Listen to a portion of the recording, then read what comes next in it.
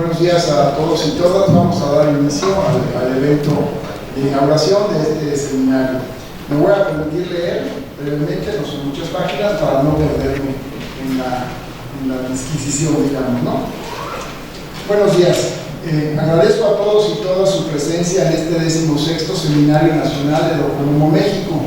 También quiero manifestar mi gratitud al doctor Juan Ignacio del Cueto, director de esta facultad, por albergar este evento, así como a todos los miembros de su equipo, quienes han trabajado desde hace meses para que todo salga lo mejor posible.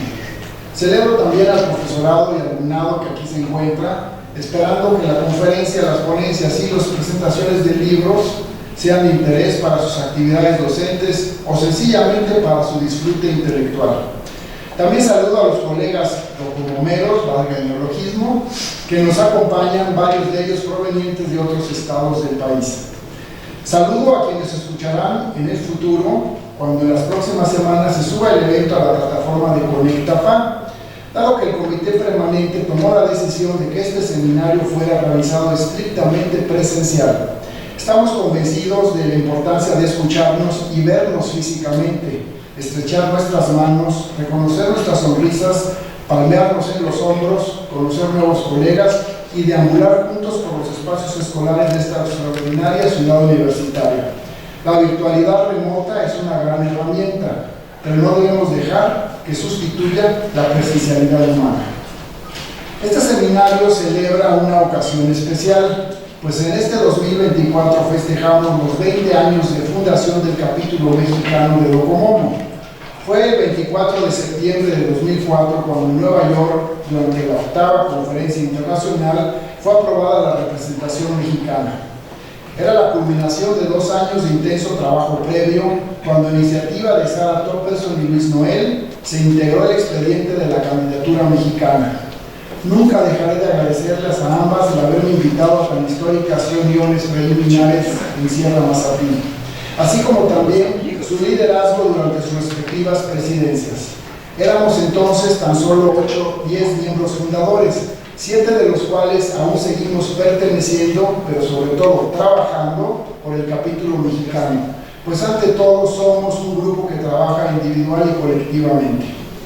Con el paso de los años fuimos creciendo, incorporando a destacados académicos y académicas de muchos lugares de nuestra gran nación: Nuevo León, Jalisco, Sonora, Coahuila, Yucatán, Colima, Guerrero, Veracruz, San Luis Potosí, Michoacán y la Ciudad de México. En la actualidad sumamos 38 miembros provenientes de las mejores universidades públicas y privadas del país, aunque también acogemos investigadores independientes, pues entendemos que la producción intelectual puede generarse desde cualquier individualidad. Es relevante recordar que nuestras actividades se orientan a 2 ejes rectores fijados por Docomomo Internacional: la documentación y la conservación de los edificios y barrios construidos por el movimiento moderno. Esto es, una gran mayoría de los espacios por los que transitamos en nuestra vida contemporánea. Sobre la documentación, el capítulo mexicano elabora anualmente fichas, registros, de las obras emblemáticas de cada ciudad, las cuales son enviadas a un repositorio internacional como memoria histórica, pues desafortunadamente el moderno se trata de un patrimonio en riesgo. Además, nos encargamos de producir nuestros propios libros, volúmenes que recogen las investigaciones individuales realizadas en torno a las temáticas anuales que nos fijamos como grupo.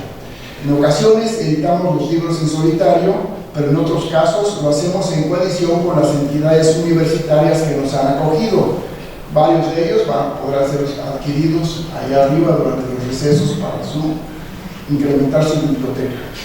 Y para la conservación, consideramos que lo primero es difundir el valor cultural de lo moderno, pues solo se conserva lo que se estima y solo se aprecia lo que se conoce. Por ello, una de nuestras actividades primordiales ha sido la realización de seminarios anuales, encuentros en los que se ofrecen los avances de las investigaciones realizadas. Estos seminarios han contado con generosas sedes universitarias, como la Universidad Veracruzana, la Universidad Autónoma de Nuevo León, la Universidad Michoacana de San Nicolás de Hidalgo, 2 sedes foráneas de la UNAM en Mérida y en Oaxaca, y desde luego en México, en la Universidad Iberoamericana y la Facultad de Arquitectura de la UNAM. Este año, el seminario abordará los espacios escolares modernos, aquellos que fueron concebidos para albergar la educación preescolar, primaria, secundaria, preparatoria y normalista. Dado que el seminario que celebramos el año pasado en Oaxaca, se analizaron las obras universitarias modernas. Tendremos ponencias que abordarán las escuelas rurales y urbanas, los planteles hechos por el CAPSE, las escuelas normales, las escuelas agrícolas, sus mobiliarios, las preparatorias públicas, algunas privadas. Se presentarán estudios de caso en la Ciudad de México, Guerrero, Yucatán, Sinaloa, Sonora y Coahuila. Pues recordemos que los lineamientos del movimiento moderno se manifestaron en todo el territorio nacional entre las décadas de los 20 y 70. Se presentarán también durante estos 2 días 5 libros cuyos autores o coordinadores, así como muchos de sus colaboradores, son miembros destacados de nuestro capítulo. Y para culminar, se ofrecerá una conferencia magistral a cargo de Maya Segarra Lagunes, destacada académica de la Universidad de Roma III, quien hasta hace unas semanas era la presidente de Docomomo Italia. Todas estas actividades las hemos preparado con gran entusiasmo y ahínco. Esperemos que las disfruten, pero también esperamos que ya no sean los mismos intelectualmente hablando cuando cada uno de nosotros salga por la puerta de este flamante auditorio. Gracias.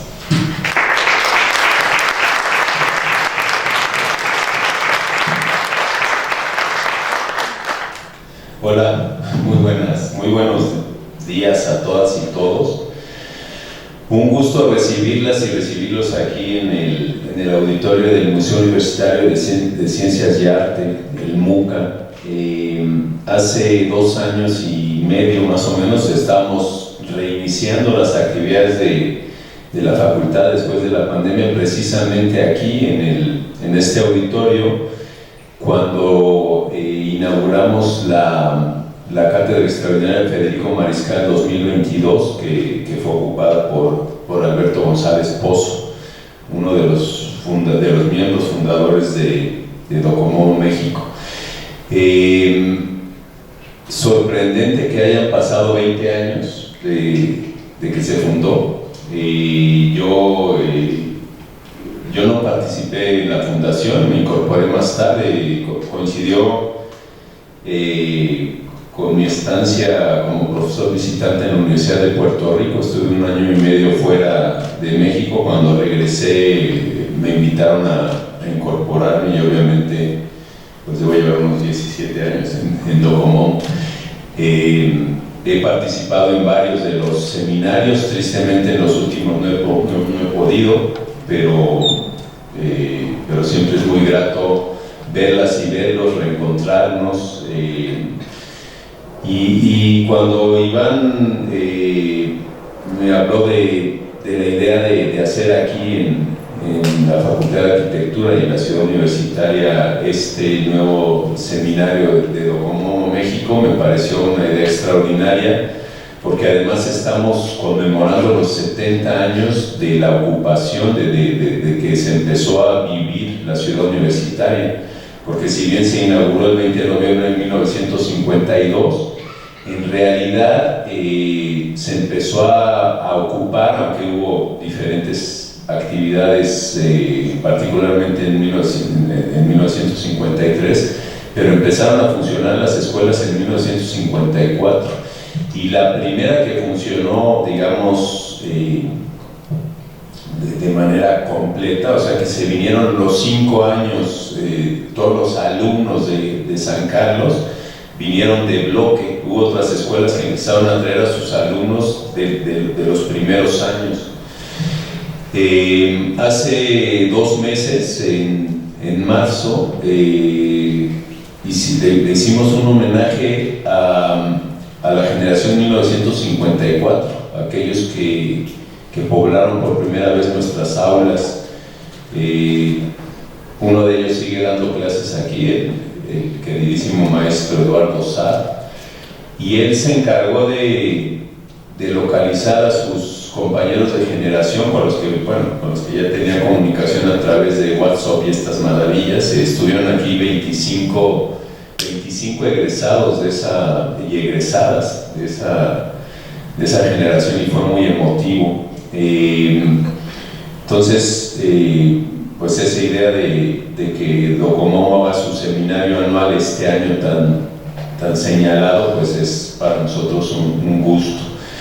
Me llena de gusto también que vengan y vean cómo se ha recuperado el pulso vital después del golpe que fue la pandemia.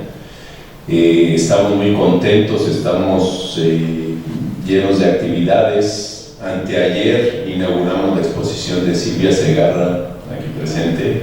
Después tendrá que dar una visita guiada a su exposición con las maravillosas imágenes de la Alhambra, las imágenes recientes, bueno, tomadas en la pandemia, por cierto. Pero con esa foto maravillosa de Luis Barragán hace 100 años en la Alhambra, que ese es el motivo, digamos, de la exposición. Pero también que vean nuestro nuevo espacio Geritz aquí en la entrada de la biblioteca. Ya teníamos varias obras de Geritz desde hace más de 20 años, donadas por la Fundación Lanin, pero incorporamos 16 nuevas obras que nos donó Alicia Reyes, que fue secretaria de esta facultad durante más de 50 años, y a la que Matías Geritz le regalaba cada año una obra. Y entonces, cuando yo llevaba poco de estar en la dirección, se vino a presentar. Bueno, yo ya la conocía a Lichita, pero que quería donar esas 16 obras que tenía colgadas en su casa porque sus hijos le habían sugerido venderlas, y ella decía que no, que esas obras deberían quedarse en la facultad, y entonces tuvo ese gesto generosísimo de donarlas, y las podrán ver a la entrada de nuestra biblioteca. En fin, que estoy muy contento de veras de verlas y verlos a todos, y poderlos, como bien dice nuestro presidente, el doctor San Martín, que podamos palmearnos, ¿no? Abrazarnos, saludarnos. Tristemente, bueno, el programa es espectacular. Yo tenía la intención, me hubiera gustado presentar una ponencia sobre una escuela que hizo Roberto Álvarez Espinosa, otro de los arquitectos que tenemos que rescatar del olvido. Roberto Álvarez Espinosa fue, digamos, el arquitecto veterano del equipo que hizo la Facultad de Medicina. Roberto Álvarez Espinosa, Pedro Ramírez Vázquez y Ramón Torres obviamente opacaron la figura de Álvarez Espinosa, pero era el gran arquitecto uno de los grandes arquitectos de edificios escolares en México, y curiosamente hizo una escuela de kinder y primaria en Pachuca, una escuela que se llamó Ontoria. Ontoria es el lugar donde vivió mi abuelo, y mi abuelo fue el que financió esa escuela, y le encargó a Álvarez Espinosa, y él tenía la intención de presentar una ponencia, evidentemente ni tiempo casi de buscar las fotos que tengo por ahí en los álbumes familiares, pero sí creo importante que sigamos con el rescate de estas figuras, ¿no? Tuvimos la oportunidad aquí con Luis Noel, con Javier Guzmán, de rescatar la figura de Salvador Ortega. Hicimos este libro que se publicó hace poco más de un año, y creo que es una labor que tenemos que seguir trabajando, y para eso la labor de Docomomo México pues es fundamental. Y me alegra ver aquí, aparte de los compañeros y compañeras de Docomomo, a muchos alumnos y colegas, muchos profesores de la facultad que ojalá puedan irse integrando a Docomomo. Bueno, acabo de ver al doctor Chomo allá arriba, José Manuel Rosales, bienvenido. En fin, como cuestiones generales, que disfruten los espacios de la Facultad de Ciudad Universitaria. Tenemos hoy un evento que creemos, lo hemos hablado con Iván, ahora un poco con Kate, de que hoy, esta tarde a las 7, se inaugura una exposición que preparó Maya Segarra en el Museo Nacional de Arquitectura en Bellas Artes. Entonces hablamos de la posibilidad de, pues nosotros tenemos una camioneta en la que cabemos, me parece que 12 o 14, y que podríamos ir quizá con otros coches como el del propio Iván y el de la propia Kate. Digo, la sesión de hoy termina a las 6 de la tarde, tendríamos que estar saliendo hacia las 6:10 para llegar a Bellas Artes, pero creo que vale la pena. Y casi a mano alzada decía yo que les iba a preguntar que si estarían de acuerdo, sobre todo quienes vienen de fuera, y que fletemos la camioneta y nos vayamos a Bellas Artes hoy, porque además mañana viene Maya a dar la conferencia magistral. Entonces, así a mano alzada, los foráneos, quienes estarían interesados en ir a Bellas Artes. Bueno, pues suficientes. Pues ya. Entonces voy a pedir que nos preparen la camioneta para irnos. Porque digo, si no copiamos en la camioneta, ya con los otros coches creo que ya podemos ir. Yo no podré quedarme a todas las ponencias, e intentaré asomarme de vez en cuando, y desde luego estaré mañana en la conferencia magistral, en la clausura y en nuestra asamblea en la tarde. No sé si hay algo así, ¿no? Ah, caramba, se nos está pasando, son las 10:32, les voy a pedir que se pongan de pie.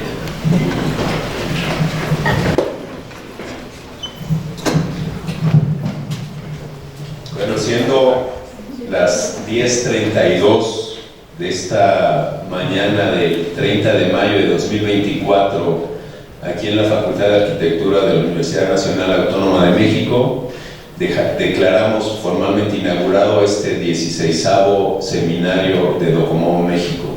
Que tengan mucho éxito, que tengamos mucho éxito. Gracias.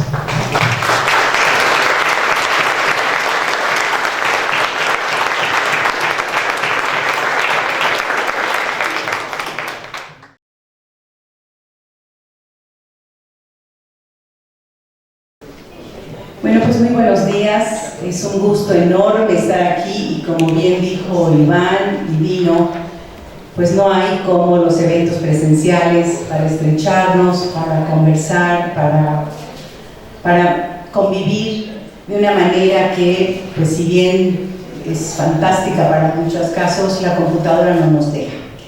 Y bueno, pues vamos a dar inicio a nuestro 16º Seminario Nacional Docomomo México, los planteles educativos de la modernidad de México, de jardines de niños a educación superior. Antes de presentar a la primera ponente, les quiero comentar que acá en las paredes tenemos un código QR para el que quiera descargar el programa, ahí lo puede hacer. Y bueno, en esta primera mesa, que es introducción a la temática, vamos a tener a Vanessa Nagel Vega y a Silvia Segarra Lagunes, y cada una cuenta con 20 minutos de exposición y 10 minutos para comentarios.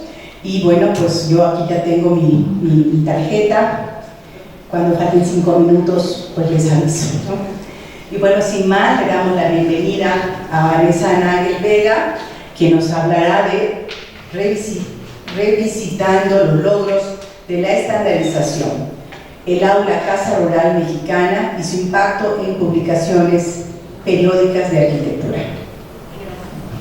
Con esto, ¿no? Perfecto.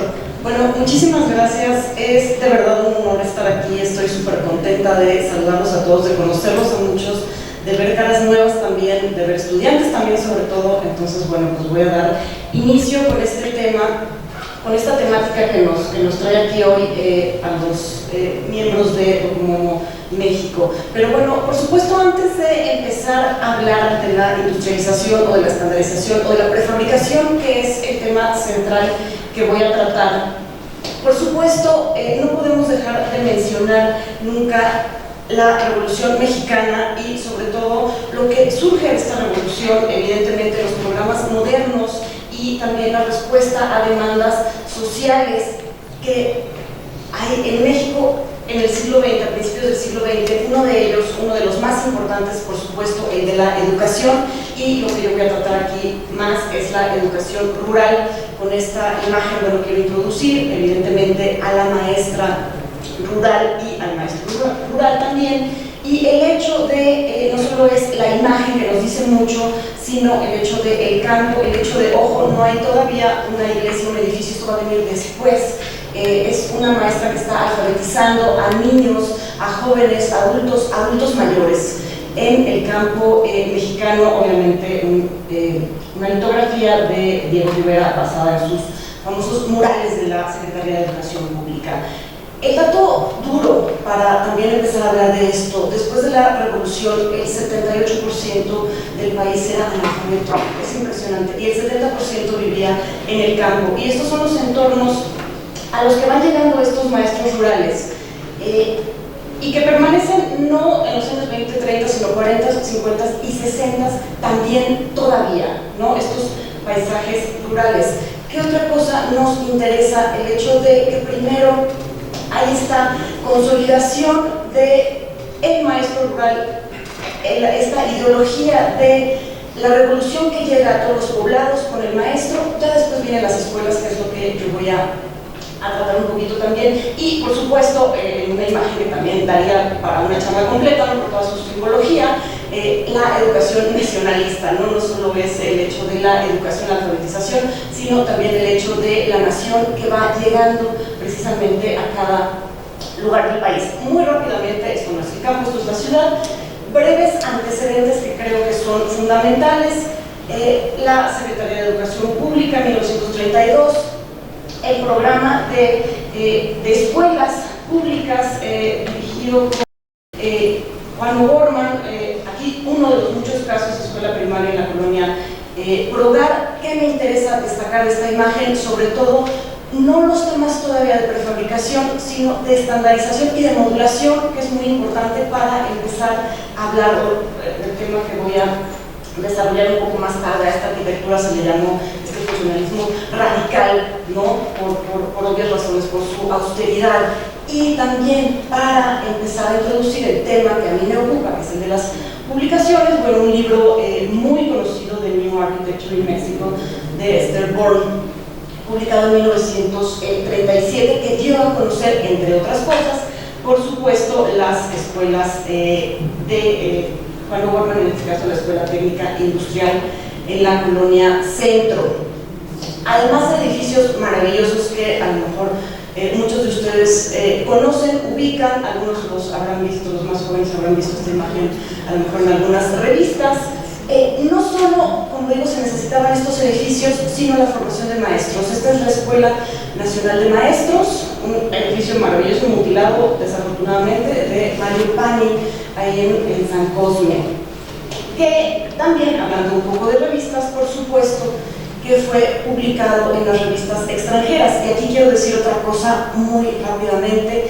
Voy a hablar mucho más del impacto de los edificios en las revistas extranjeras, porque esto es lo que realmente nos está diciendo el interés que había fuera de nuestras fronteras de la arquitectura moderna mexicana. Esta es la Revista Nacional de Arquitectura del Colegio de Arquitectos de España, publicado en Madrid en febrero de 1950. En esa ocasión, otras obras de Mario Pani también fueron publicadas. Pero bueno, para no salirme del tema que me atañe, una revista que sí es mexicana, sigo con Mario Pani, ¿no?, Arquitectura México, su número 63 de septiembre de 1958, un número dedicado a la construcción pública escolar en México. Aquí solo estoy poniendo una página, un jardín de niños. Quiero destacar de estas imágenes varias cosas, elementos que ya empiezan a ser comunes en esta arquitectura: la prefabricación, los elementos de las cubiertas, obviamente, puertas, ventanas. Otra cosa que destaca, por supuesto no podemos ver todo el número, pero bueno, es accesible evidentemente en redes, en Raíces Digitales, en la Facultad de Arquitectura. Hay todavía casos muy heterogéneos en cuanto a la arquitectura escolar. Entonces, bueno, esto voy a centrar un poquito más adelante. 1955, abril, este famoso número, para muchos famoso porque lo conocemos, lo hemos revisado mucho, de la revista francesa de la arquitectura de Youtube, que dedica todo este monográfico al país. Por supuesto, habla de muchos temas, pero también de las construcciones escolares más allá de la ciudad universitaria. La ciudad universitaria es otro tema que he tenido oportunidad de desarrollar en otras ponencias. De nuevo, hablando de esta estandarización o esta prefabricación, sí, por supuesto, notamos claramente la modulación que se va logrando, pero cada arquitecto, y esto también es importante en la modernidad, es decir, voy a hacer mis módulos de aulas, pero voy a dejar el espacio para el árbol, para no tirarlo, ¿no? Para no interrumpir y para aportar, digamos, un poquito a este entorno. Escuela primaria en Coyoacán, José Luis Sertucha, y publicado justamente en ese número monográfico de la arquitectura de Youtube. Otro caso también muy notable de esta arquitectura escolar, el Centro Agropecuario, de dos arquitectos que en ese momento eran los editores de la revista Espacios, Lorenzo Carrasco y Guillermo Rosell, con el Centro Agropecuario cerca de Sultán. Es notable de nuevo la modulación, pero también otra cosa que va a ser parte de nuestra modernidad, y es el hecho de los materiales tradicionales, ¿no? Estas bóvedas de tabique también van a ser importantes. Pero llegamos a este paisaje, ¿no? Llegamos al sexenio de Adolfo López Mateos, 1958-64. Está este comité administrador del Programa Federal de Construcción de Escuelas. Vamos a estar oyendo mucho de este programa en estas ponencias. Este programa nace en 1944, se mantiene, bueno, llega el sexenio de López Mateos y llega el momento de decir, bueno, ¿cómo abordamos, cómo le llegamos realmente a la educación rural? En cuanto a la construcción de escuelas, como digo, el programa de alfabetización empieza desde que termina la revolución. Se empiezan a reclutar miles de maestros y maestras que van llegando a los poblados rurales a alfabetizar, pero claro, tienen que hacerse su espacio. No hay un programa, el programa nacional todavía no llega directamente con una arquitectura hacia allá, ¿no? Entonces, bueno, hay que, como digo, ver cómo vamos a llegar al poblado que está justo aquí detrás de las 1000 cumbres, ¿no? Y es muy fácil llegar, es Morelia, pero bueno, antes no era tan obvio atravesar todos estos paisajes rurales. Claro que hubo intentos, no estoy diciendo que no existieran antecedentes de escuelas rurales antes de este sexenio de Adolfo López Mateos. A mí me llama siempre mucho la atención este plano con muy buenas intenciones, una propaganda de escuelas rurales de la SEP, que se lanzaba así a que el maestro de obras de cada pueblo pudiera llegar y decir, bueno, vamos a hacer la escuela, ¿con qué recursos? Con los locales. ¿Cuánto va a costar? 2.500 pesos. Pero bueno, y lo que más me encanta de esta imagen, lo leo esta última línea de la imagen: plano hecho de modo que pueda ser leído por cualquier maestro de obras en el pueblo más insignificante de la República. O sea, hay esta intención de llegar a todos los rincones, pero pues a lo mejor no era la herramienta adecuada. Esto, como digo, viene dicho después. ¿Cuál es la solución? Al menos parcial, no digo que se haya completado la alfabetización gracias a estas escuelas, pero vaya que se logra bastante más. Combinar técnicas prefabricadas con técnicas de construcción artesanales. Esa es la gran aportación de lo que llamamos el aula casa rural. Por un lado, combinar estas técnicas de construcción y, por otro lado, por supuesto, tomar en cuenta por primera vez de forma concienzuda, se hace un análisis social del medio rural. Se está realmente viendo qué se necesita. Se necesita un maestro, una maestra que se establezca en la población y que realmente permanezca allí, que se arraigue allí, que consolide a una población campesina. Entonces, por eso se le brinda su casa también. Entonces, es la primera vez que desde la arquitectura se está realmente dando una solución tanto arquitectónica espacial como social también. Entonces esta es de verdad la gran ventaja. ¿Qué es lo que propone este comité de escuelas? Prefabricar gran parte de la estructura, que es lo que están viendo ahí, sobre todo la base, obviamente, los soportes para el techo, puertas, ventanas, mobiliario, los muebles para los maestros, para la casa del maestro, para los niños, el escritorio, que desde luego se ha convertido incluso en una pieza de museo. Todo se prefabricaba y se mandaba a las localidades. Y sigo en el arte, el Palazzo del Arte, en Milán. ¿Por qué me interesa este lugar? Porque nos lleva a la 12ª Trienal de Milán, 1960, cuando los logros, no solo a nivel nacional, sino en todo el mundo, pues eran muy grandes en cuanto a la prefabricación escolar. Sobre todo los ingleses encabezaban este tema con la producción de escuelas también, desde ellos, desde el final de la Segunda Guerra Mundial, porque empiezan con logros muy importantes en el tema. Esta revista de Architectural Review publica en noviembre de 1960 un largo artículo. Su corresponsal Kenneth Brown va a Milán directamente a hacer todo un reporte muy completo de lo que se está exponiendo ahí, ¿no? A él le interesa sobre todo, por supuesto, el caso de la escuela inglesa.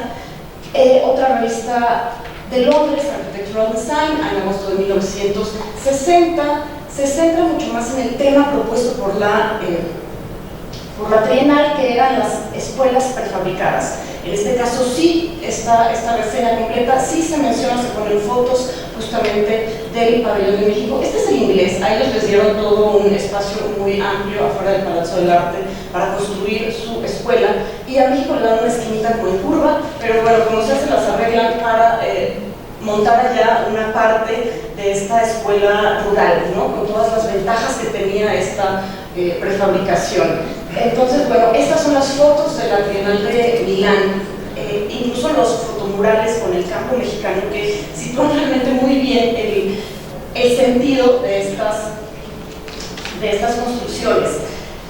No para menos, el Pabellón de México ganó la medalla de oro en esta Trienal de Milán.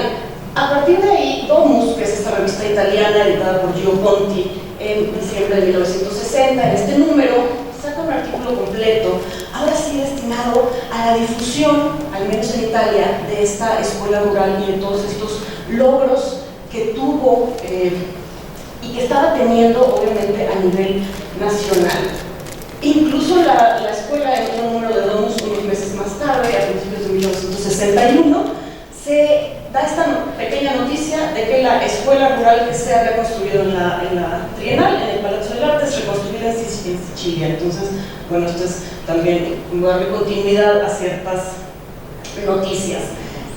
En medios mexicanos sí hay también, obviamente, una difusión importante, pero ya no tiene que ver con la Trienal de Milán, tiene más que ver ya con conferencias en 1962 y 63 de la Unión Internacional de Arquitectos, que va a tener una serie de talleres en México, también encabezados por nuestro país, para hablar de temas de la escuela rural en países en vías de desarrollo. Es importante destacar que esta aula, esta prefabricación, se exportó a muchos países y en cantidad de miles de piezas para cada país. Entonces, esto también es importante.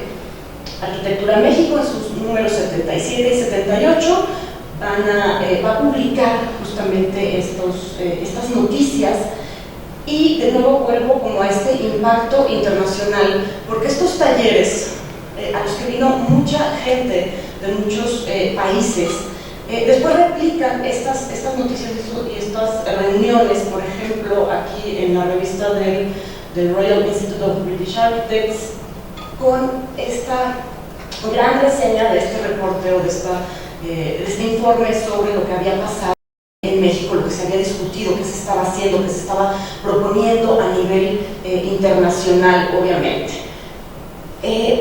1962, sigo en 1962, la revista española Arquitectura, antes era la Revista Nacional de Arquitectura de Madrid, cambió su nombre simplemente a Arquitectura, dedica un número especial, otro monográfico dedicado a México. Y esto siempre lo tengo que decir y lo voy a volver a decir, a mí me encanta que un número dedicado a México, a la arquitectura moderna, la portada sea el calendario azteca, ¿no? Entonces, bueno, ese es otro tema, cierro mi paréntesis, obviamente publican muchas cosas, se publica la Escuela Rural en México, cosas que voy destacando ya de este caso, me quedan como 4 minutos y creo que sí voy a acabar en tiempo, que se adapta esta prefabricación y este modelo a las diferentes geografías del país. Sí se terminan usando materiales locales, en este caso en esta escuela en Pachuca se está usando la piedra, pero vamos a ver también el uso de otros materiales. En Architectural Design, otro monográfico en septiembre de 1963, también dedica un artículo muy extenso a el tema del aula rural. Yo creo que sorprendió muchísimo. Vean la imagen de abajo, son los pobladores cargando las piezas prefabricadas cuesta arriba, ¿no? Para realmente alcanzar todas las comunidades. Se dividió muy bien, el programa estuvo tan bien, fue tan exitoso que se requería solo un técnico para levantar la estructura de acero, pero después toda la comunidad, como se ve en la otra imagen, podía terminar el trabajo que no requería una mano de obra calificada. Entonces esto por supuesto fue muy importante. Otro punto importante, la flexibilidad, la versatilidad de este modelo, que permitía, claro, no solo en los casos más austeros, no más pequeños, de comunidades más modestas, era una sola aula con la casa del maestro, pero bueno, esto se podía realmente ampliar a más espacios. Estoy ya casi terminando. Este es un número que se publica también en septiembre de 1963, la arquitectura de Youtui, con su cabeza olmeca, por supuesto, para dar paso a la arquitectura moderna mexicana, ¿no? Otro artículo de las escuelas rurales en el país. La información, como ustedes se pueden también dar cuenta, es la misma. Este también es otro tema que ya he tratado, bueno, cómo la información sale de un lugar y cómo se reparte a las diferentes editoriales. Los editores deciden qué publicar y qué no. Puntos importantes, vean por ejemplo aquí la celosía con piezas prefabricadas de barro. Vean también cómo se adapta perfectamente la piedra o los tabiques o los diferentes tipos de cubierta a lo industrial. Esta, a fin de cuentas, es en muchos sentidos nuestra modernidad. Y también, bueno, en la escuela de agrícola. Aquí me detengo ya simplemente para cerrar, ¿no?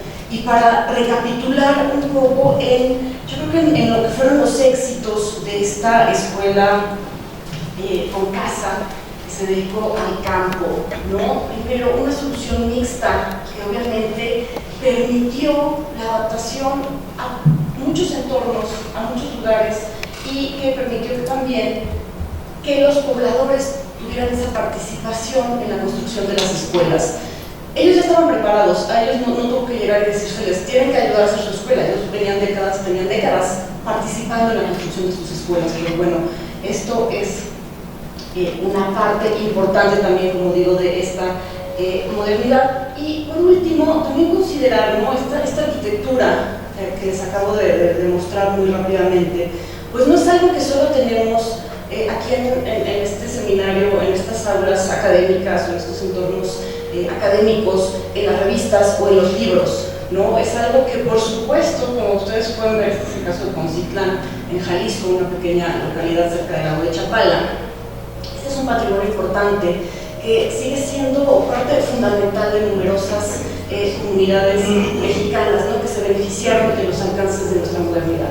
Muchas gracias.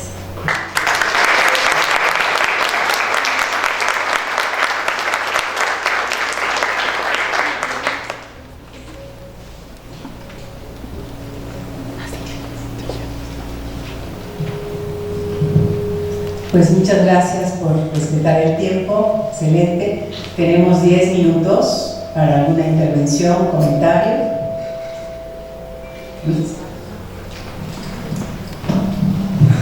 Muchas gracias, Vanessa, me gustó mucho.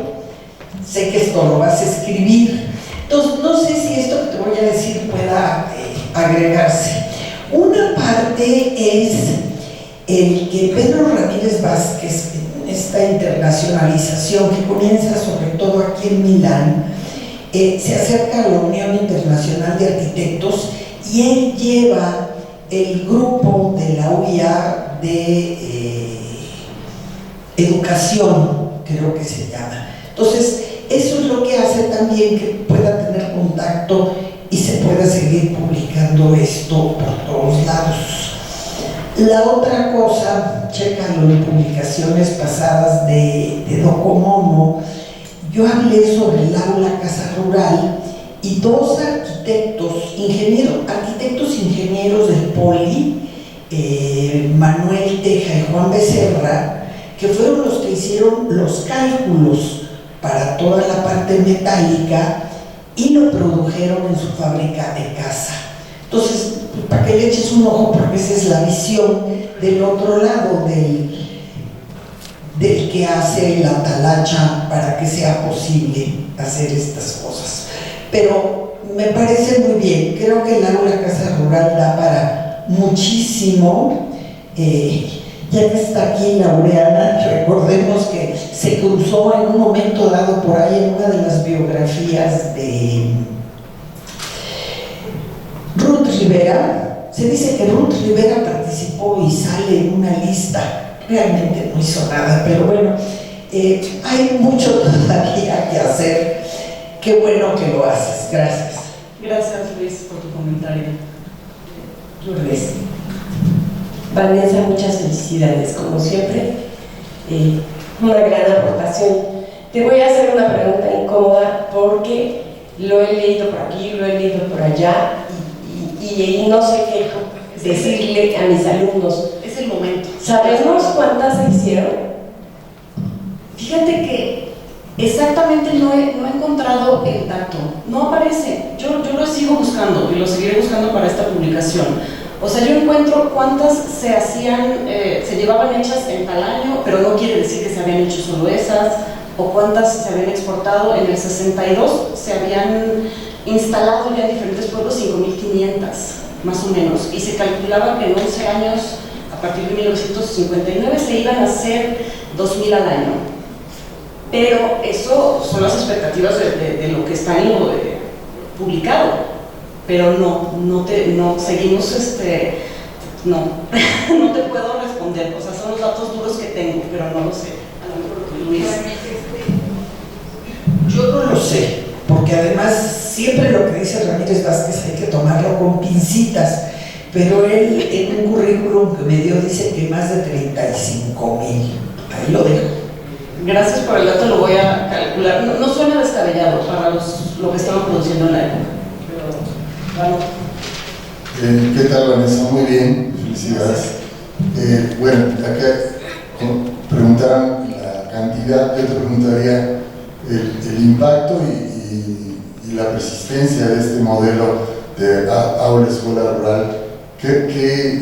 ¿Cómo respondió la comunidad? ¿Se siguieron haciendo? ¿Realmente los profesores vivieron en esas casas junto a la escuela? Ese modelo, ¿qué pasó con él? Ese también es otro tema que tampoco responderé cabalmente, responderé indirectamente, diciendo lo que sabemos es que los maestros rurales llegaban y sí se establecían ahí. No tenemos algunas entrevistas, algunas reseñas de algunos maestros, no de los 10.000 o 5.000 o 20.000 que a lo mejor se establecieron ahí, que sí recuerdan haber recibido esta escuela y haber vivido ahí, pero son muy pocas. O sea, cuantitativamente te puedo decir, si tenemos 3 cifras, si fueron 10.000, a lo mejor no es el impacto que estamos esperando, no son los números que realmente quisiéramos tener. Yo creo que también, para hablar un poco más del impacto ya no de la casa, sino de la escuela, hay muchas todavía, yo por eso quería mostrar una, pues que sí todavía está ahí, ¿no? Y que se sigue usando como escuela pública federal, pero también recordemos que el país se va transformando muy rápidamente después. Entonces deja de ser necesario a lo mejor este modelo tal cual, ¿no? Se deja de producir. Quedan, sí quedan, se adaptan, sí duran bastante, tienen más de 60 años, entonces claro que son de un buen material con un buen mantenimiento, pues obviamente pueden durar mucho más, pero por supuesto, Alejandro, ese sería otro tema, y ahorita lo anoto también, como esta aproximación de decir, bueno, darle el seguimiento por ese lado, ¿no? O sea, el impacto más actual. Vanessa, muchas felicidades, es un tema fascinante. A mí, me sorprende el número que dijo Luis Noel, pero yo sí he encontrado muchísimos muebles que todavía sobreviven en comunidades lejanísimas y que los centros comunitarios los siguen utilizando, las bancas para los niños, eso es lo que más sobrevivió, porque las otras, bueno, que fueron hechas por Néstor Gómez Gallardo, porque las sillas metálicas, esas, lo que he encontrado es que Gómez Gallardo las siguió produciendo por muchos años y comercializándolas él por su lado. Hay una foto que es este paso de la inauguración del Museo de Antropología en el 64 y el patio entero está lleno de esas sillas. Y lo curioso es que hay 5 sillas, 4 para el comedor y una para el aula, ¿no? Que es donde se sienta el profesor. Y algo que me gusta mucho de esas sillas es que continúan la arquitectura, que la puedes reparar localmente sin necesidad de conocer nada más se rompe un palo y pues lo recortas, ¿no? Y bueno, nada más comentar eso, muchas gracias. Muchísimas gracias por tu comentario. Ya te molestaré después con esa imagen. Gracias. Hola, Vanessa. Pues muchas felicidades por tu investigación. Creo que es un tema muy necesario de la historia de la arquitectura y relacionada también con las infancias. Y como dijo la doctora Luis, estuvimos trabajando en la biografía de Ruth Rivera y nada más como para darte el dato, encontramos un artículo que publicó en Cuadernos de Arquitectura del número 5, pero nada más como una relatoria, ¿no? No sabemos, nunca pudimos comprobar que realmente participaron. Sí, es también el mismo dato como que todos estamos repitiendo, ¿no? Sí, estaba editando esos cuadernos. Sí, nada más fue como una participación editorial. Y en ese dice que eran 22,000 aulas, que tampoco sabemos si fueron más, como están diciendo, 22,000 con casas para el maestro. Y bueno, nada más quería como agregar, sumar al imaginario de la primera que presentaste de Diego Rivera, que hay una imagen del 47, un grabado de Leopoldo Méndez, que se llama Pequeña Maestra con grandes tu voluntad, ¿no? Que salió también como la imagen de fondo de la película Río Escondido, entonces que relataba como la vida de una maestra rural y participó María Félix siendo la maestra. Entonces, pues creo que hay mucho que investigar. Mis papás, mis abuelos paternos fueron maestros rurales de la época del cardenismo, y bueno, una anécdota como fuerte es que muchas veces llegaron a apedrear las casas de los maestros rurales porque bueno, eran de Guanajuato, ¿no? Y tenían como esta razón muy religiosa y pensaban que estaban inculcando a los niños pues ideas que contravenían de lo que ellos proponían, ¿no? Que querían que siguieran pensando de la misma forma. Y bueno, también tenía como que avanzar la arquitectura con esta otra parte social, ¿no? Que ir abriendo las mentalidades. Bueno, muchas gracias. Muchas gracias, la Uniana, ¿verdad? Así. Muchas gracias. Es todo un tema y obviamente no se podría ir hacia otros lados. Hubo un ballet también de la maestra rural, ¿no? Me encontré fotos en la fototeca buscando escuelas rurales, donde salía la maestra rural, pero bailando, ¿no? Ya no investigué más, o sea, quedó ahí como dato curioso. El tema de lo social, como bien dices también, es impresionante, ¿no? O sea, no fue fácil ser un maestro rural. En la época cristera, pues obviamente la tuvieron muy difícil, y también la otra parte de los maestros, o sea, ellos eran los que sabían leer, los que llegaron después de la revolución a ayudar a escribir las cartas para la petición de transformar lo que eran haciendas en ejidos, ¿no? La reforma agraria. Entonces ellos fueron los principales que apoyaron en eso, pero pues sí, obviamente es también irse por otros derroteros, ¿no? Muy interesantes también. Bueno, pues se nos acaba el tiempo desafortunadamente, y queremos agradecer a Vanessa Nagel por su importante contribución y continuamos.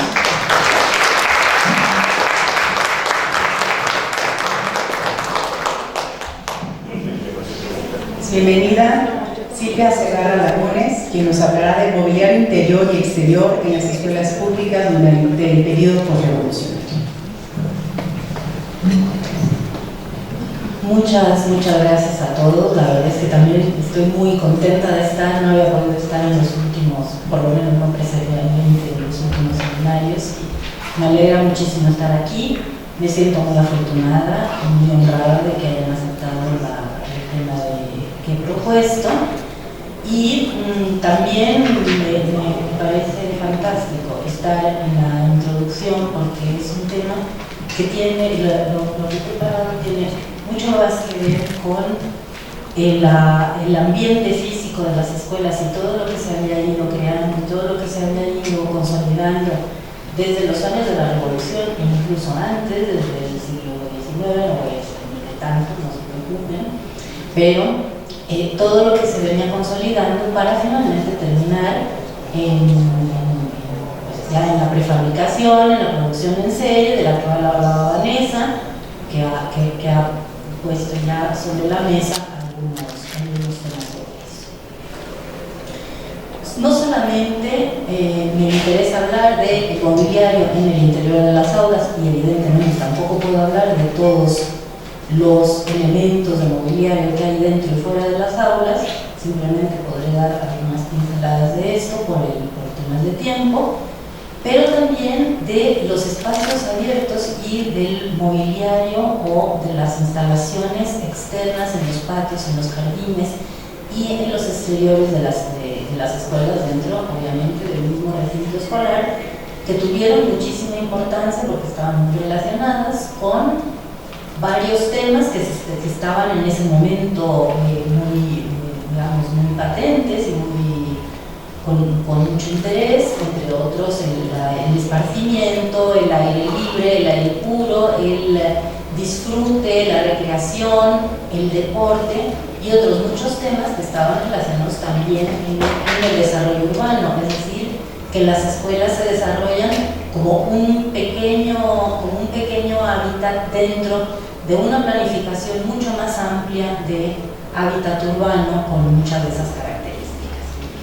Bueno, naturalmente, como decía, no voy a hablar de todos los muebles. Evidentemente, uno de los más importantes es el pupitre, digamos que es el punto central de cualquier escuela porque depende mucho de ellos, como diseñador industrial lo afirmaría, depende mucho de cómo son esos pupitres para que la posibilidad de no distraerse con incomodidades para los niños ayude a que funcione mejor. Acá abajo pongo 3 modelos que fueron los presidentes de los años 30, o sea, algunos son de finales del siglo XVII, finales del siglo XVIII, pero pongo 3 que además, curiosamente, con algunas variantes, eran los modelos que se utilizaban aquí, con las variantes que fueran, aquí y en prácticamente todas las escuelas durante el siglo XX, durante por lo menos los primeros 50 años del siglo XX. Aquí, Vanessa, lo siento, es que esta foto es irresistible,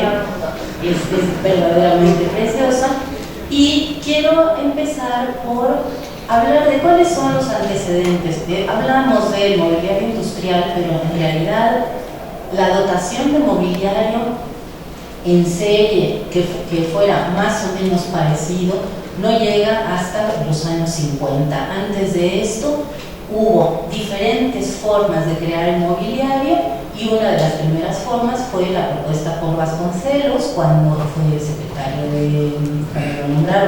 de Educación Pública, de echar mano de los talleres de la misma Secretaría de Educación Pública para hacer el mobiliario.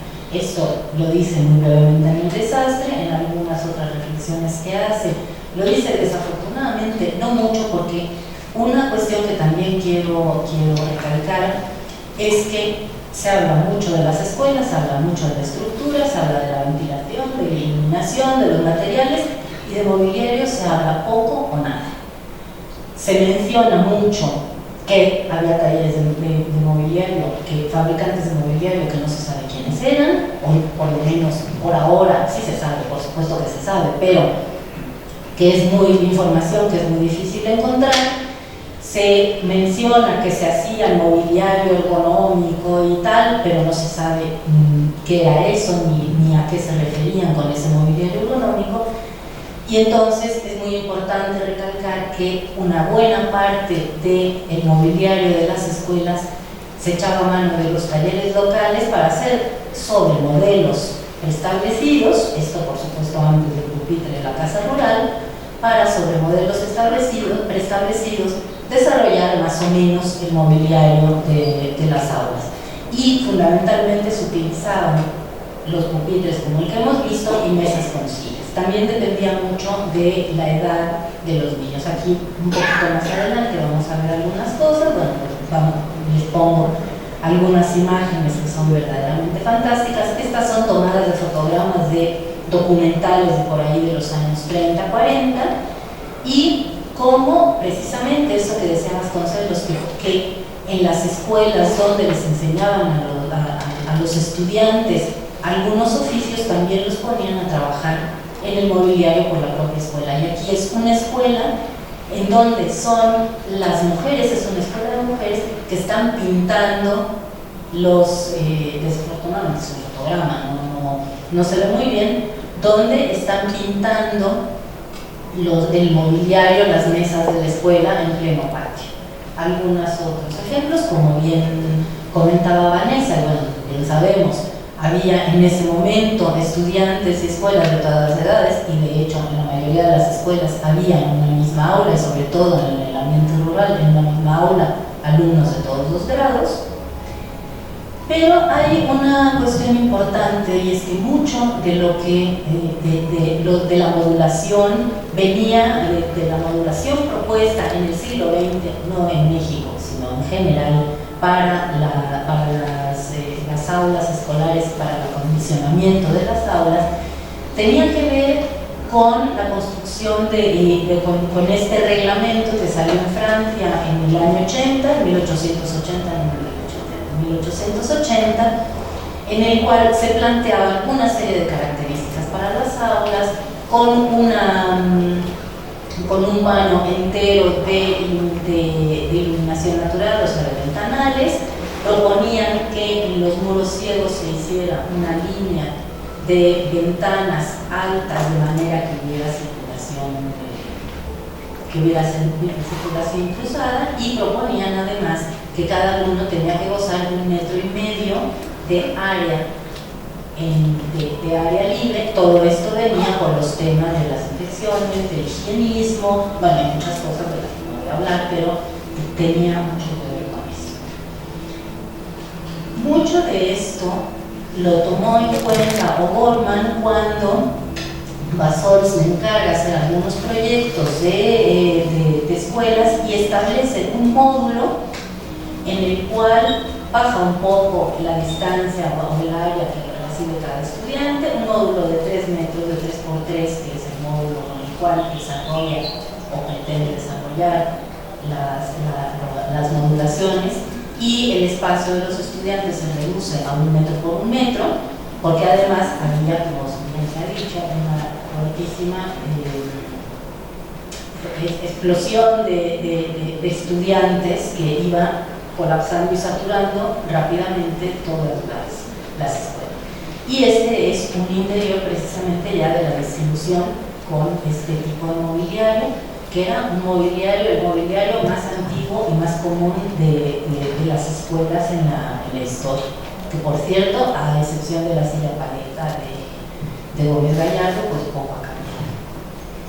También se trabajó mucho el concepto de las escuelas abiertas, que era un proyecto francés que se en México. En México se recogen unas 5 o 6 escuelas abiertas, pero que tenían 3 muros fijos y un lado abierto precisamente para permitir la ventilación, que en México se desarrollan del lado izquierdo una escuela al aire libre, la escuela de Pípila, pero las escuelas al aire libre funcionaban de manera natural sin necesidad de ser proyectadas como en la imagen que vamos a ver. Y volvemos a ver como ese mismo mobiliario que estamos viendo en los interiores de pronto se vuelve un mobiliario exterior. No es de eso, no es ese el motivo del título evitarla, pero de todas formas funciona. Es muy interesante encontrar que en el año 1944, que está, por cierto, en el archivo, en el acervo de arquitectura mexicana de aquí, y agradezco muchísimo a Elisa y a Amaro el que me hayan permitido estar investigando ahí, un documento de Enrique Yáñez en el cual presenta a la Secretaría de Educación Pública los programas de las escuelas, 1944-1945. Y presenta además cuáles son, que sería lo que después recuperaría el CAPSE para las escuelas, sobre todo a nivel urbano. Y presenta cómo deben ser, o sea, cuáles son las áreas que debe tener, desde los jardines de niños hasta la secundaria. No me he querido ocupar de más porque es demasiado amplio el tema, pero por ejemplo, están hablando de cómo van a ser las mesas, de cuál va a ser el material, las mesitas, por ejemplo, en los jardines de niños deben ser circulares o cuadradas. Yo no sé ustedes, bueno, aquí hay gente muchísimo más joven que yo, pero yo recuerdo que en el kinder y en los 2 primeros años de primaria las mesitas eran cuadradas y nos sentábamos frente a frente. Luego ya pasamos a los pupitres cuando éramos un poco mayores.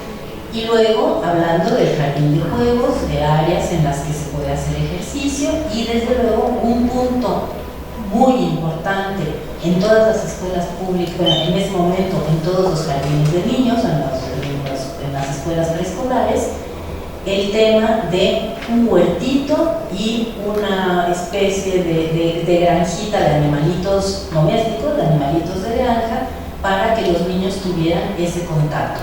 Un salón de cantos y juegos, o sea, un sitio que podía ser entre al aire libre y cerrado para desarrollar todo tipo de actividades, y además lo que propone también, bueno, no está aquí todo el documento de Yáñez, pero lo que propone también es que haya una gran versatilidad de los diferentes espacios. Plantea como principio que un aula no debe ser de un solo grupo, que los grupos deben ir cambiando de aula, y cada una de esas aulas tiene un mobiliario ad hoc según las diferentes actividades que se van a desarrollar. Bueno, aquí pongo un ejemplo de los miles que hay, donde podemos ver las aulas, desde luego los baños. Una gran aportación de las escuelas públicas ya en el siglo XX va a ser la existencia de baños, bueno, en las zonas urbanas, la existencia de baños y la división de baños entre niños y niñas. Curiosamente, en varios documentos he encontrado que los baños, que había más baños de niñas, se planteaba más número de baños para niñas que para niños. Pero una cuestión aquí importante es que seguramente en este momento se estandarizan, y posiblemente son los primeros muebles que se estandarizan, es el mobiliario sanitario en miniatura, que eso es una parte fundamental de la adecuación y de la adaptación de una escuela.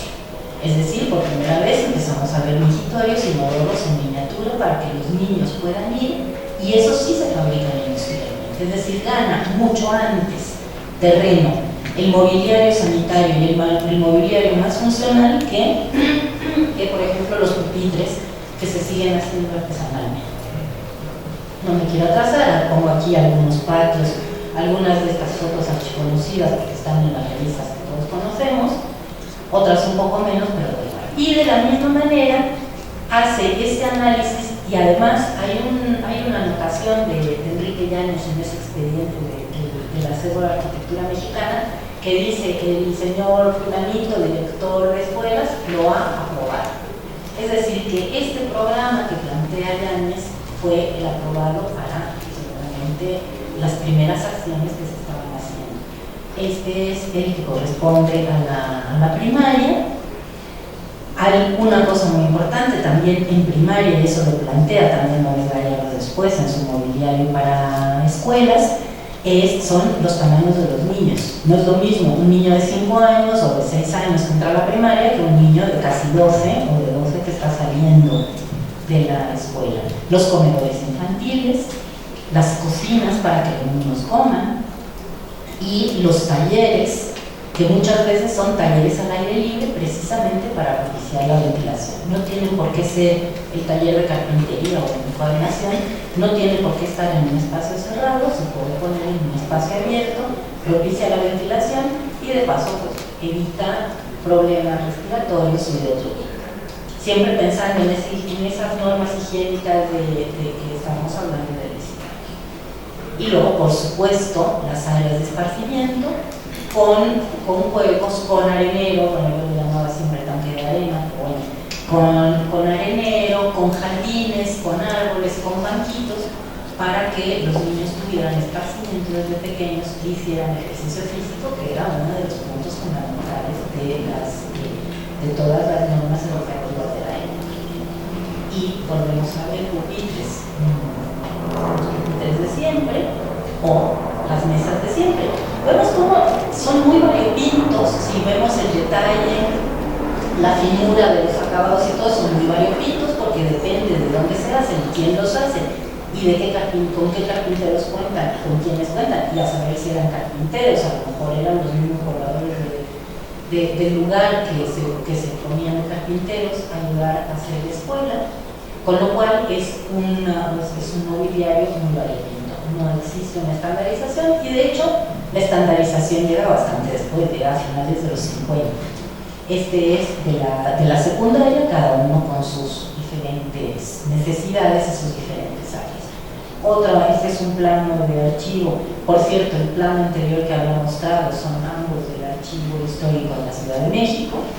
Es un plano de una planta de otra escuela con un terreno más irregular, con las aulas que van aumentando dependiendo del número de el archiconocidísimo por todos nosotros, en este foro número 63 de la revista Arquitectura México, y luego algunas escuelas rurales, ya esta de 1970, en las cuales está este mobiliario diseñado por Gómez Gallardo. Pero volvemos a escuelas en otros contextos. Estas son escuelas de niños más chicos, en mesitas para también alentar la convivencia entre los niños, que cuando son pequeños da lo mismo que hablan entre ellos, da lo mismo que no hagan caso al maestro, da lo mismo, luego no tienen que mirar para el frente para hacer caso. Tiene mucho que ver con ese cambio. El cambio tiene que ver con lo que se espera de los niños a determinadas edades. Cuando cambian a pupitre, se vuelven serios, se vuelven personas que tienen que atender al maestro. Y bueno, llegamos al punto, no me voy a entretener mucho en esto, ya Vanessa ha hablado mucho y seguramente en este foro se volverá a tocar el tema. Y aquí solamente quiero recalcar que, además de Gómez Gallardo, seguramente recopiados y copiados entre sí, porque bueno, esto es absolutamente inevitable, había ya en esa época, en los años 50, fábricas de mobiliario escolar, fábricas que se dedicaban a hacer y además diferentes tipos daban elección a diferentes tipos de pupitres y de mesabancos que le llamaban yo cuando era chica, para distribución en escuelas. Entonces, en las escuelas donde la fábrica podía distribuir, seguramente había de estos. Yo estudié toda la secundaria en uno como el de la derecha, porque además como soy zurda, era el que tenía la mesa grande, entonces podía escribir. Y estudié bastante después que esto, pero bueno, me tocaron también. Y una cuestión también muy importante son los nuevos materiales, las nuevas aportaciones y precisamente Gómez Gallardo echa mano de las estructuras metálicas y de fibra acero con laminados plásticos, es decir, con la formaica, para muchas del mobiliario que propone, que es además lo que seguiremos utilizando durante varios años. Ahora ha cambiado a plástico y pongo, desde luego, no puedo no hablar de la silla paletra, de la silla universitaria, que se hizo tan famosa y se reprodujo tan ampliamente, y Y bueno, pues también los pupitres del aula, para el aula rural se reprodujeron también en otras escuelas que no necesariamente eran el aula rural. Y digamos, para terminar, no sé cómo voy de tiempo, si voy bien. Ya, perdón. Creía que iba muy bien y no te voy a decir, perdón. Un minuto, pues en un minuto les enseño los muebles del aula rural, que a excepción de las sillas y las mesas, yo les veo algunos problemas desde el punto de vista del diseño. No vamos a entrar en eso, aquí está toda la colección de los muebles y algunos ejemplos de mobiliarios que diseñó Gómez Gallardo para otros ámbitos diferentes al ámbito de la escuela, con diversas versiones. Los pupitres, bueno, los respiradores de la Facultad de Arquitectura son también diseños, los antiguos son también diseños de Gómez Gallardo. Estos bancos para respirador que naturalmente se cambiaron muy rápidamente, y muchísimas gracias.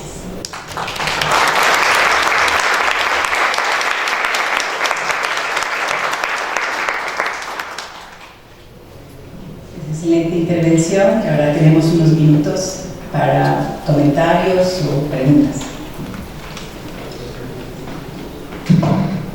Por mera curiosidad, ¿de cuándo es el documento escrito por Enrique Yáñez? De 1944. 1944-1945. Entonces tiene que ver con la fundación del CAPSE y los primeros años del CAPSE, porque los vocales ejecutivos del CAPSE eran Villagrán, Yáñez, Pani y Cuevas. Sí, sí.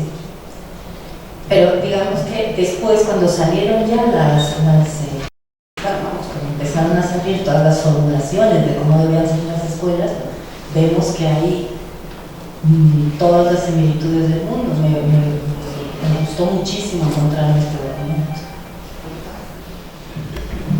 Silvia, muchas gracias por tu presentación. Nos anima a volver a ver esos mobiliarios donde todos pasamos ese tiempo escolar.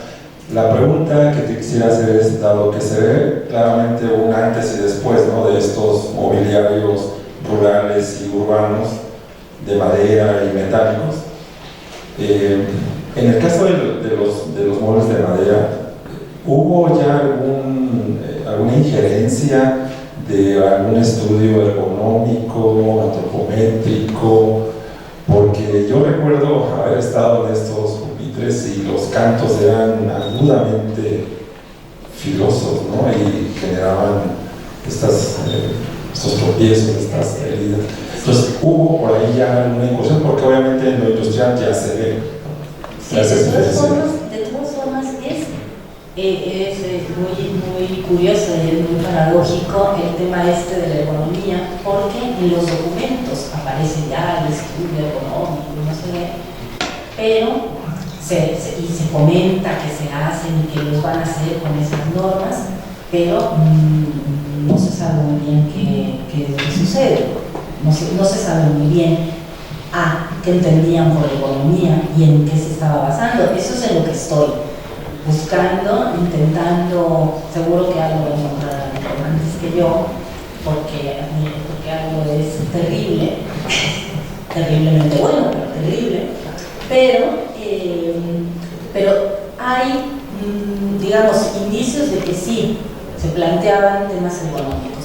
Lo que pasa es que sabemos, lo saben los arquitectos como arquitectos, lo sabemos los diseñadores industriales, como lo sabemos, que del proyecto y de las intenciones a lo que al final queda, si no hay una supervisión muy cercana, como la que hacía Gómez Gallardo con sus muebles, porque él mismo era el diseñador, el fabricante, en fin, el distribuidor, el todo, ahí se pierden, se van perdiendo por ahí. Entonces, se da a lo mejor que eso ya me gustaría encontrarlo, o que lo diga León Miranda, ya estoy bien. Saber qué era lo que se dibujaba, qué era lo que se daba y qué era lo que recibían los fabricantes o los artesanos que lo iban a hacer y qué era lo que hacían en realidad. O sea, cuál era el resultado. Porque incluso en un proyecto propio es muy difícil, bueno, los arquitectos lo saben perfectamente, que un edificio se proyecta de una manera y luego en los planos empiezan a bailar cosas que no es ni bueno ni malo, es lo que pasa. Y en el diseño industrial obviamente también sucede, en el diseño mobiliario también sucede. Entonces habría que ver cuál es el paso, que es, digamos, el punto que a mí me interesa mucho de todo esto. Y me da más o menos lo mismo que sea artesanal o sea industrial. Me interesa saber cómo es el proyecto, cuál es el origen del proyecto, qué intenciones tiene el proyecto y qué resultados da. Y luego qué resultados da en el uso. Aquí arriba. Muchas gracias, Silvia. Una pregunta, si tú tienes algún dato. Encontramos en unas fotografías sobre escuelas rurales de los años 20 y 30 del norte de México un modelo de acomodo de los pizarrones en las aulas que estaban en todo el perímetro, en todos los muros. Eran estas aulas multigrado, diríamos hoy, o sea, eran niños de distintas edades, con distintos grados de desarrollo escolar, y todos compartían una misma aula, y tal parecía que la manera de ordenar o sistematizar el proceso de enseñanza en relación al edificio, al mobiliario y al niño era colocar los pizarrones en el perímetro.